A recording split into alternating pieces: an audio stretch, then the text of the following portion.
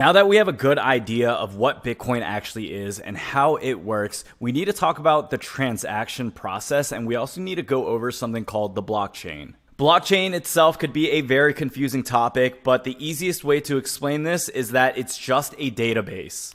As you take a look onto your screen, this is normally how a transaction occurs with Bitcoin. First, a new transaction is entered, then the transaction is transmitted to a network of peer-to-peer computers scattered across the world. These are the people who are going to be mining this type of data so that Bitcoin transaction can go through. Next, the network of computers then solves equations to confirm the validity of the transaction. Once confirmed to be legitimate transactions, they are clustered together into blocks. These blocks are then chained together, creating a long history of all transactions that are permanent, and then the transaction is complete. So if you've ever wondered how the term blockchain came about, this is exactly why. Now, one of the most fascinating things about the blockchain is that it is a public ledger as well. So this means you can actually access all of the data and see some pretty interesting information all the way up to the transactions that people are having on a day-to-day basis.